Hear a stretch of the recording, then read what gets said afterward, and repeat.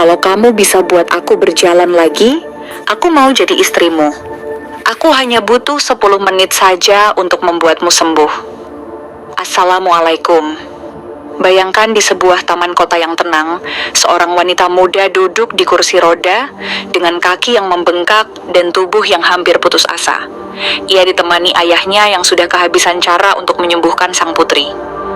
Tiba-tiba datang seorang pria miskin dengan baju lusuh, wajah lelah, namun penuh keyakinan. Ketika semua orang menertawakan pria, itu berkata dengan lembut, "Aku hanya butuh 10 menit saja untuk membuatmu sembuh."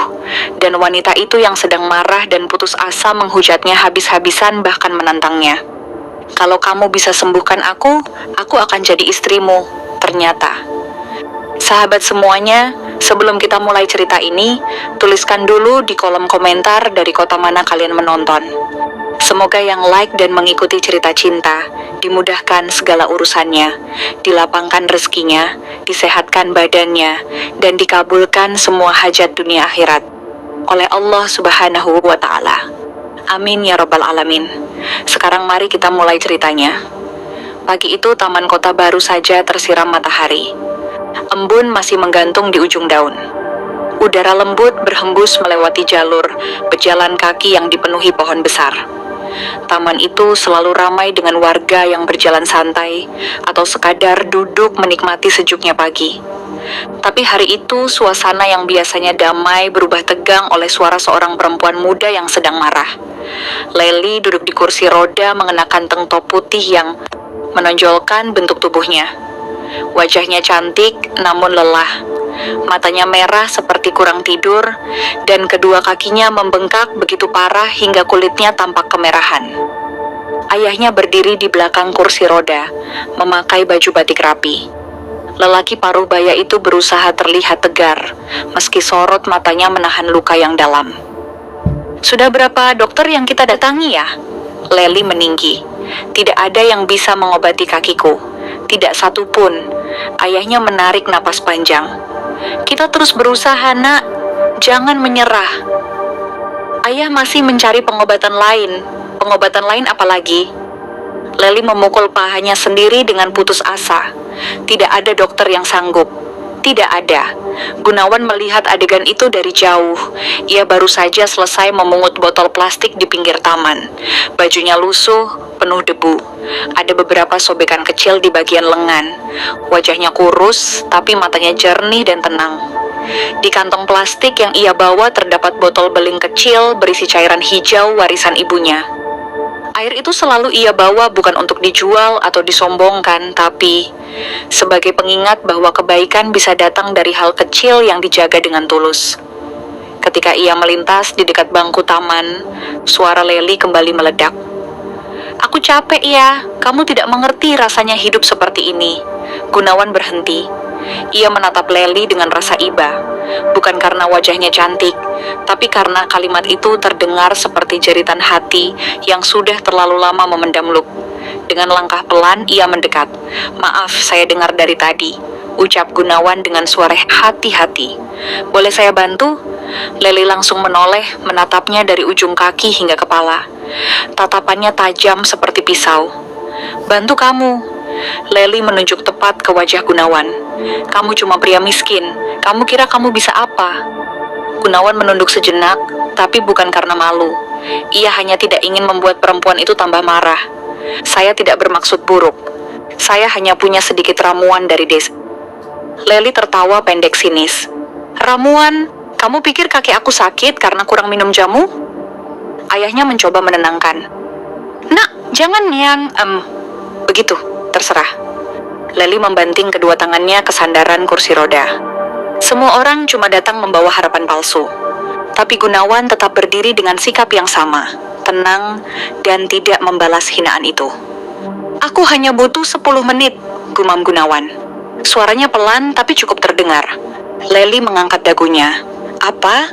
Gunawan menatapnya, mata lembut tapi yakin. "Aku hanya butuh 10 menit saja untuk membuatmu sembuh." Pernyataan itu membuat beberapa orang yang lewat menoleh. Ada yang tersenyum, mengejek, ada yang menggeleng tidak percaya. Leli sendiri hampir tak mampu menahan kemarahannya. 10 menit. Leli menunjuk lebih keras lagi. Tidak ada dokter yang bisa, tidak ada. Dan kamu cuman pria miskin. Kamu pikir siapa dirimu? Gunawan menelan ludah. Ia tidak marah, tidak tersinggung. Justru ia seperti memahami betapa sakitnya hati seorang perempuan yang sudah kehilangan harapan. Saya bukan siapa-siapa, ucapnya. Saya hanya ingin mencoba. Ayah Leli menatap Gunawan lama seperti sedang membaca niatnya. Ada rasa ragu, tapi juga ada sedikit harapan yang ia sembunyikan. Namun Leli kembali membuka mulutnya. Dan kali ini ucapannya jauh lebih menusuk. Kalau kamu bisa sembuhkan aku. Leli menatapnya tajam. Aku akan jadi istrimu. Orang-orang yang mendengar tertawa kecil. Ada yang berbisik-bisik.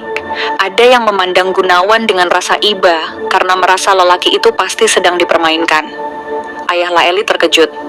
Leli, jangan bicara begitu. Terserah dia yang mulai sok pamer.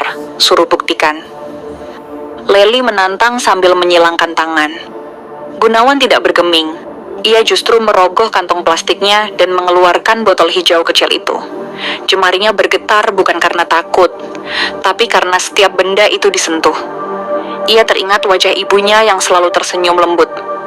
Ibuku bilang, air ini hanya bekerja. Kalau digunakan dengan niat baik, pasti. Ucap Gunawan pelan.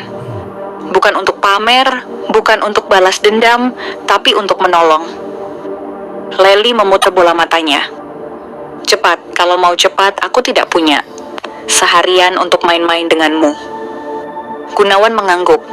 Ia berlutut di depan kursi roda. Tangannya gemetar ringan saat membuka tutup botol itu. Aroma herbal menyeruak, lembut tapi tajam. Ia menyentuh kaki Leli perlahan. Leli tersentak kaget. Awas sakit, serunya. Maaf saya pelan, ucap Gunawan. Ayah Leli memperhatikan dari belakang, tidak berani berkomentar. Beberapa pengunjung taman mulai berhenti membentuk lingkaran kecil menonton tanpa suara. Gunawan menutup mata sejenak. Nafasnya ditarik dalam. Ia memohon dalam, Kiki.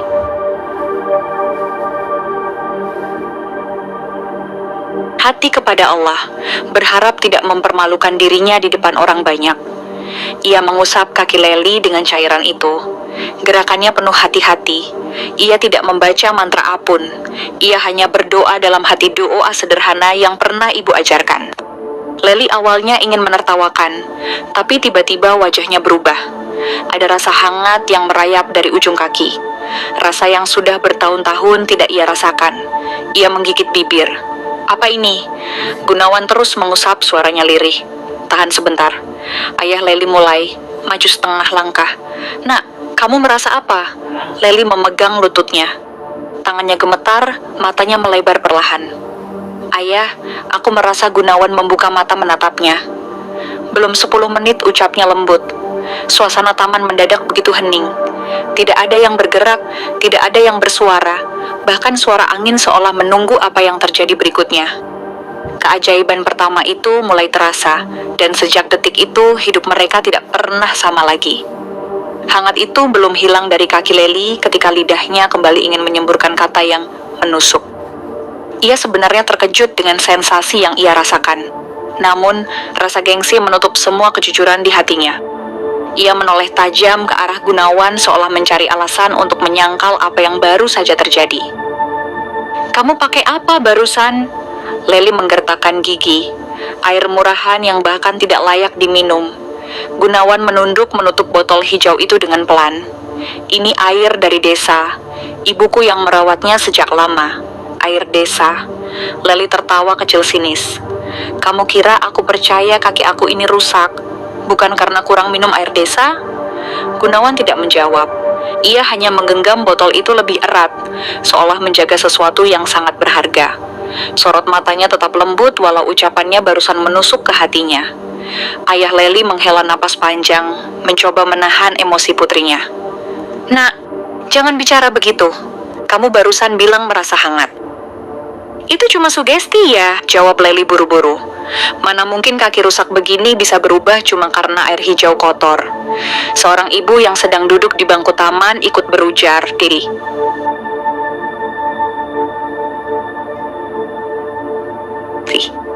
Tapi saya lihat tadi kamu sampai kaget sendiri. Leli langsung menatap perempuan itu tajam. Bu, tolong, saya sudah cukup dijadikan tontonan. Gunawan mundur setengah langkah. Ia tidak ingin mempermalukan Leli. Baginya menolong adalah urusan hati, bukan urusan siapa yang benar atau salah. Ia menunduk dalam-dalam. Maaf kalau saya menyulitkan, ucap Gunawan. Saya hanya ingin membantu. Namun bukannya melunak, hati Leli justru kembali mengeras. Rasa terkejut yang ia rasakan barusan membuatnya takut. Takut, berharap, takut sakit lagi, maka ia memilih bertahan pada kemarahan. Kamu tidak usah sok suci, Leli mengangkat suaranya. Kalau kamu gagal berarti kamu cuma pembohong, pemulung miskin yang ingin cari perhatian. Gunawan terdiam. Ayah Leli menunduk tidak tega. Nak, jangan begitu ke orang yang berniat baik. Tangan Leli bergetar, bukan karena sakit, tapi karena bingung antara harapan dan amarah. Bapak tidak tahu rasanya jadi aku. Orang bilang aku cantik, tapi apa gunanya kalau aku tidak bisa berjalan? Gunawan mengangkat wajahnya perlahan. Suaranya pelan, lembut seperti ingin memeluk seluruh luka yang tersembunyi di balik kata-kata kasar perempuan itu. Saya tahu rasanya tidak punya ampun, ucap Gunawan. Saya tahu rasanya diremehkan, tapi saya percaya setiap orang punya jalan untuk sembuh. Bu, kau jangan panggil aku Bu, Leli mengibaskan tangannya. Aku bukan ibumu, Gunawan mengangguk pelan. Maaf, ia kembali hendak beranjak, tapi suara Leli menghentikannya. Hei, seru Leli, kamu bilang tadi cuma perlu 10 menit, sekarang baru 2 menit. Ayo, lanjut. Gunawan terkejut. Kalau kamu tidak percaya, saya berhenti saja. Siapa yang bilang aku percaya? Leli menatapnya tajam. Aku cuma ingin bukti sebelum aku usir kamu dari sini. Gunawan memegang botol itu lagi. Ia berlutut untuk kedua kalinya. Tangannya mendekati kaki Leli yang bengkak. Namun sebelum menyentuh, Leli kembali menyambar dengan nada menghina. Hati-hati, jangan sentuh sembarangan. Barang kumuhmu bisa nempel di kulitku. Beberapa orang yang menonton mulai berbisik. Ada yang menggeleng pelan karena kasihan pada Gunawan. Gunawan tetap tersenyum kecil. Senyumnya tipis tapi tulus. Tidak apa, saya mengerti. Ia mulai mengusap kembali kaki Leli. Gerakannya lembut, penuh kehati-hatian. Leli berusaha memasang wajah tak peduli, tapi tubuhnya bergetar. Rasa hangat itu datang lagi makin jelas daripada yang pertama. Ia menggigit bibir menahan reaksi yang tidak ingin ia tunjukkan. Ini cuma kebetulan, gumamnya lirih. Gunawan tidak menyahut. Ia hanya memejamkan mata sebentar dan berdoa. Keningnya yang berkeringat membuatnya tampak bekerja keras, bukan demi janji pernikahan itu, tetapi demi niat yang ia jaga dengan setulus mungkin. Ayah Leli perlahan berjongkok di samping putrinya. Suaranya bergetar lembut. Nak, ayah lihat sendiri, kaki kamu ada perubahan. Leli menoleh dengan marah. Yah, tolong jangan ikut-ikutan percaya hal konyol seperti ini. Tapi kamu sendiri mengakui tadi ayahnya tidak selesai bicara. Leli memotong dengan suara gemetar. Aku takut ya. Ayahnya terdiam. Gunawan pun berhenti, mengusap mendongak perlahan. Leli menutup wajah dengan kedua tangan. Aku takut berharap lagi. Suaranya melemah. Setiap kali aku merasa sedikit ada harapan, akhirnya semuanya hilang. Ayah Leli mengelus rambut putrinya. Ayah tahu beberapa detik itu terasa sangat panjang bagi mereka bertiga. Gunawan memandang keduanya dan merasa dadanya sesak. Ia bisa merasakan luka yang selama ini dikubur Leli. Luka yang jauh lebih dalam daripada bengkak di kakinya. Dengan suara rendah, Gunawan berkata, saya tidak akan memaksa. Kalau kamu takut saya berhenti. Leli membuka jari-jarinya. Matanya masih merah, nafasnya terputus-putus. Ia menatap Gunawan dengan campuran takut dan marah. Teruskan, ucap Leli. Gunawan hampir tidak percaya perempuan itu mengatakannya. Namun sebelum ia bergerak, Leli menambahkan dengan nada yang lebih keras. Aku cuma ingin membuktikan kalau kamu bohong. Hanya itu. Gunawan mengangguk pelan. Baik, ia kembali menyentuh kaki Leli. Rasa hangat itu kembali menjalar lebih kuat dibanding sebelumnya. Leli merasakan darah di betisnya berdenyut. Sebuah rasa yang sudah bertahun-tahun hilang. Ia menutup mulutnya agar tidak terdengar terkejut. Matanya membesar. Ayahnya memegang pundaknya. Terharu sekaligus takut kalau kejadian ini hanya sebentar. Gunawan menarik naas pelan. Sudah 3 menit. Leli bergidik entah karena takut, marah, atau terharu. Namun satu hal pasti, hinaan pertamanya hanyalah permulaan dari badai besar yang akan datang 4 menit berlalu. Leli merasakan sesuatu yang tidak pernah ia rasakan sejak ia jatuh sakit bertahun-tahun lalu. Denyut hangat itu menjalar jauh ke dalam otot betisnya seperti ada aliran baru yang perlahan membangunkan yang lama tertidur. Ia mencoba menahan wajahnya tetap datar, tetapi getaran kecil di bibirnya tidak bisa ia sembunyikan. Gunawan terus mengusap kaki Leli dengan cairan hijau itu. Bukan gerakan kasar, bukan juga asal-asalan. Ia melakukannya dengan teliti, seolah sedang merawat benda paling rapuh di dunia. Sekali-kali ia menarik napas berat menandakan betapa serius ia menaruh seluruh kepercayaannya pada Allah dan warisan ibunya itu. Di sekitar mereka orang-orang mulai berhenti berjalan. Ada yang berdiri, ada yang duduk di bangku sambil mengamati diam-diam. Sebagian besar tidak percaya, tapi tetap ingin melihat hingga akhir. Ayah Leli mulai terlihat gugup. Tangan yang memegang belakang kursi roda bergetar pelan. Ia memperhatikan kaki putrinya yang mulai tampak berubah warna. Bengkaknya tidak hilang, tapi kulitnya tidak lagi semerah sebelumnya. Leli membuka mata dengan perlahan seperti takut melihat kenyataan baru. Yah, bisiknya. Ayahnya berjongkok di sampingnya. Iya nak, ini bukan perasaan kan? Ucapnya lirih. Suaranya gemetar karena ia sendiri tidak yakin dengan apa yang sedang ia alami.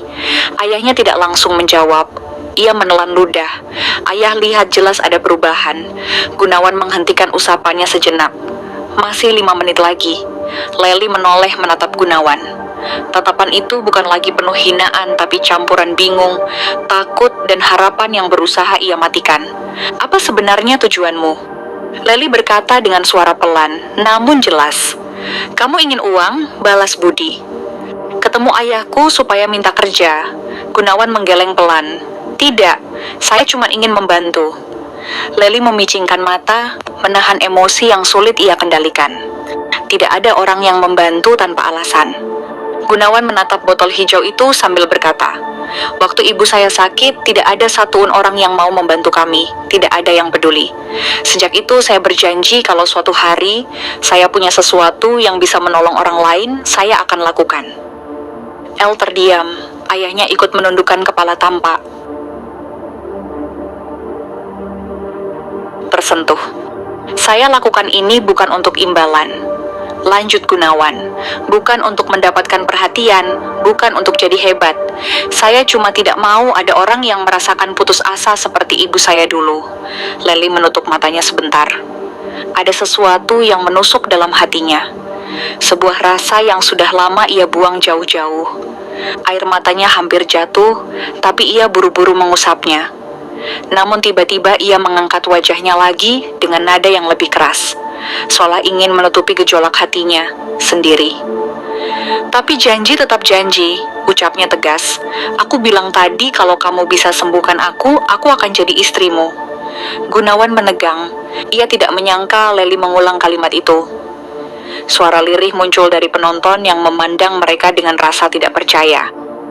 Beberapa orang menahan napas menunggu reaksi Gunawan. Aku tidak menarik kata-kata, lanjut Leli. Kamu yang memulai dengan janji 10 menit itu. Kalau kamu gagal, kamu cuma tukang bohong. Kalau kamu berhasil, kamu harus bertanggung jawab. Gunawan menggeleng perlahan.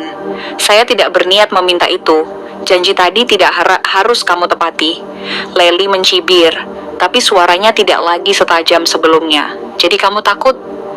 Gunawan terdiam sejenak lalu berkata, saya takut kamu hanya berkata karena marah. Leli mengetukkan jarinya di sandaran kursi roda. Biarpun marah, janji tetap janji. Gunawan menarik napas dalam. Ia merasa berat memikirkan konsekuensi kata-kata itu. Bukan karena ia takut menikah, tapi karena ia takut membuat seseorang mengambil langkah hidup dari emosi sesaat. Namun saat ia kembali menyentuh kaki Leli, rasa hangat, kembali menyeruak. Leli terkejut. Aduh, tanpa sadar ia menggenggam ujung kursi roda. Ayah semakin terasa. Ayahnya menahan air mata. Nak, sabar, biar dia teruskan. Gunawan melanjutkan. Tangannya pelan tapi mantap. Setiap gerakannya seolah membawa harapan. Sudah 6 menit, ucapnya lembut. Leli menahan napas. Ia merasakan telapak kakinya mulai menegang ringan. Otot-otot kecil yang lama mati mulai berkedut. Tak kuat menahan perasaannya. Ia menggigit bibir hingga pucat. Kenapa? Kenapa rasanya seperti hidup lagi? Bisiknya lirih, nyaris tidak terdengar. Gunawan tidak membalas. Ia ingin Leli merasakan semua perubahan itu dengan jujur tanpa diganggu kata-katanya. Orang-orang mulai merapatkan tubuh mereka, tetapi tetap menjaga jarak agar tidak menghalangi. Beberapa dari mereka tampak meneteskan air mata melihat perubahan yang terjadi. Leli kembali memandang Gunawan. Untuk pertama kalinya sejak awal pertemuan, tatapan itu tidak lagi dipenuhi kebencian. Kamu yakin bisa sampai 10 menit? Tanyanya lirih meski ia berusaha menyembunyikan getaran suaranya. Gunawan menyentuh lututnya perlahan memastikan gerakan tangannya tetap teratur. Saya yakin, jawab Gunawan. Lembut tapi teguh. Leli menelan ludah, napasnya tersengal pelan. Kalau kamu benar, hidupku berubah selamanya. Gunawan menunduk dalam. Saya hanya melakukan sisanya. Selebihnya Allah yang menggerakkan. Leli terdiam, tidak lagi membantah. Untuk pertama kalinya ia tidak punya kata-kata untuk melawan. 7 menit berlalu, 8 menit. Semakin banyak denyut terasa. Semakin kuat Gunawan terus mengusap sambil memejamkan mata. Ayah Leli memegang bahu putrinya erat. Tubuhnya gemetar karena harapan yang terus tumbuh. Leli menatap langit, matanya mulai basah. Tolong jangan berhenti. Ia menunduk ke arah Gunawan. Dan untuk pertama kalinya dalam hidupnya, Leli tidak lagi menghina. Di saat itu, janji yang ia ucapkan mulai terasa bukan lagi sebagai ejekan, tapi sebagai sebuah takdir yang perlahan terbentuk. Gunawan memegang botol beling kecil itu dengan kedua tangannya yang mulai lembab oleh keringat. Cairan hijau di dalamnya tampak berkilau terkena sinar matahari pagi. Warna hijau itu bukan seperti warna obat modern, tetapi lebih seperti air tanaman yang dirawat dengan penuh kasih.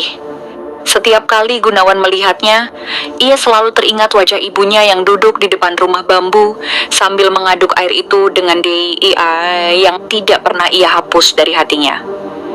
Saat waktu menunjukkan menit keelan, Gunawan kembali menarik napas pelan.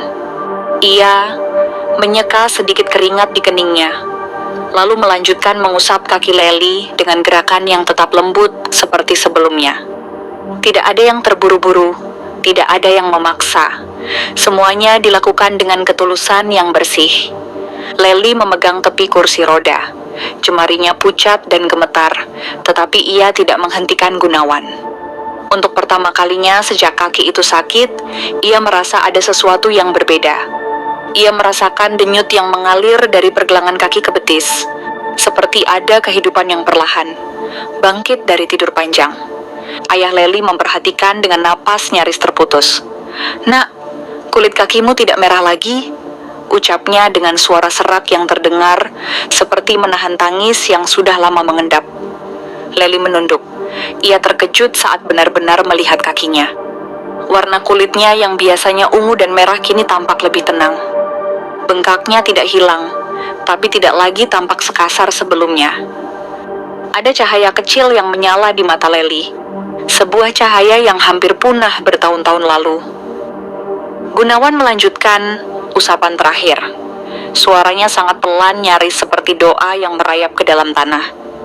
Ibu selalu bilang, gumamnya, air ini bukan soal kuat atau ampuh. Air ini hanya akan bekerja kalau yang memohon adalah hati yang ikhlas. Leli menatapnya dengan pandangan yang tidak lagi sinis. Ada sesuatu di matanya yang berubah.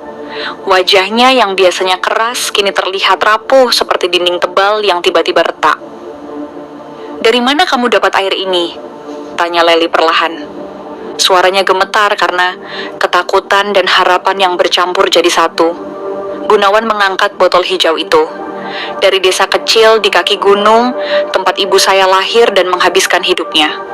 Leli memperhatikan cairan itu dengan seksama. Ada rasa asing yang membuat dadanya sesak. Sebagian dari dirinya ingin percaya, sebagian lainnya takut mempercayai terlalu dalam. Ia mengusap pahanya pelan, seolah memastikan rasa hangat yang menjalar itu bukan hanya ilusi. Ayahnya ikut menunduk melihat botol itu. Air ini benar-benar dari tanaman desa. Gunawan mengangguk. Tanaman yang dirawat ibu saya sejak muda. Dia bilang, tanaman itu tumbuh hanya kalau dijaga dengan doa yang tidak terputus. Bukan doa yang sulit, hanya doa agar orang lain tidak merasakan sakit yang sama. Leli menggigit bibirnya. Ibumu masih ada? Gunawan menunduk dalam. Suaranya pecah sedikit, sudah meninggal. Suasana seketika berubah senduh. Tidak ada yang berani menambahkan kata. Angin yang bertiup membawa daun kering jatuh di samping kaki Gunawan. Seolah ikut merasakan kehilangan itu. Aku janji pada beliau, lanjut Gunawan pelan. Kalau suatu hari aku punya kesempatan menolong orang, aku akan lakukan. Biarpun aku tidak punya apa-apa, keikhlasan tetap bisa jadi obat. Lamahnya menang oleh perasaan yang deskripsikan. Ia mengusap pipinya sedikit, memastikan tidak ada air mata yang jatuh. Gunawan menutup botol itu perlahan. 9 menit. Pernyataan itu membuat jantung Leli berdegup lebih keras. Ia tidak bisa berhenti menatap kakinya sendiri. Rasa hangat itu terus menjalar merayap sampai ke lutut. Ia merasakan ototnya yang selama ini mati, kini berdenyut halus seperti sedang bangun dari tidur panjang. Ayah Leli menyentuh bahu putrinya dengan lembut. Nak, coba gerakan sedikit. Leli menatap ayahnya ragu. Aku takut. Ayahnya tersenyum pelan. Senyum yang terlihat patah tapi penuh harap. Ayah ada di sini. Leli menggenggam kedua sisinya lalu menarik napas dalam. Ia mencoba menggerakkan telapak kakinya sedikit saja. Hanya sedikit. Gerakan yang sangat kecil. Tapi saat itu terjadi. Semua orang yang melihat tertahan napas. Kaki itu bergerak. Walau hanya sejengkal, walaupun sangat pelan, kaki itu bergerak. Leli menutup mulutnya. Suara isaknya pecah keluar tanpa ia tahan. Ya Allah, aku ayahnya langsung berlutut di sampingnya, memeluknya erat. Nak, ini nyata. Ayah lihat sendiri. Gunawan menunduk, menenangkan dirinya sendiri. Ia tidak ingin terlihat terlalu bangga. Ia hanya ingin melihat Leli tidak lagi menangis dalam kesakitan. Sudah 10 menit, ucap Gunawan lembut. Leli menatapnya. Wajahnya basah oleh air mata yang tidak ia sangka bisa keluar hari itu. Ia menggenggam sisi kursi roda lebih kuat. Gunawan, suaranya patah. Apa yang kamu lakukan barusan? Kenapa sampai segini? Gunawan berdiri perlahan. Ia memegang botol itu erat seolah memegang kenangan terakhir tentang ibunya. Saya hanya melakukan apa yang ibu ajarkan, jawabnya. Selebihnya bukan karena saya. Leli membuka mulutnya namun tidak ada kata yang keluar. Ia hanya bisa memandangi pemuda miskin itu dengan rasa bingung dan kagum yang mulai menumbuhkan sesuatu di dalam hatinya. Di sekeliling mereka, orang-orang mulai meneteskan air mata. Ada yang menutup mulut, ada yang saling berbisik lirih. Ayah Leli memegang tangan putrinya. Nak, coba kamu angkat tumitmu pelan-pelan. Leli mengusap wajahnya, menarik napas panjang. Ia mencoba. Kaki itu kembali bergerak. Tidak banyak, tidak tinggi, tapi cukup untuk memberi harapan. Gunawan memejamkan mata, menahan air mata yang hampir jatuh. Ia berbisik pelan. Ibu, aku harap aku melakukan ini dengan benar.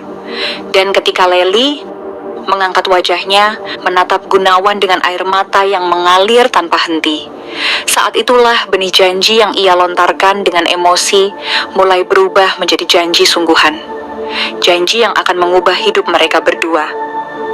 Sahabat semuanya, itulah akhir dari cerita kita hari ini. Semoga kisah tadi bisa menjadi pelajaran hidup yang berarti untuk kita semua. Sebelum video ini ditutup, kalau sahabat suka dengan cerita seperti ini, jangan lupa klik tombol suka.